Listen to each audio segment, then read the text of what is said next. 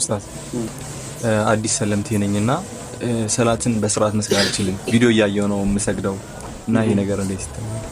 አዲስ ለሚሰልም ሰው ፋቲሃንም ተሸሁድንም ካላወቀ እስኪያውቅ ድረስ ምን ብሎ ይሰግዳል ሲባል ሰሃባው የጠየቀው ጥያቄ መልስ ነው።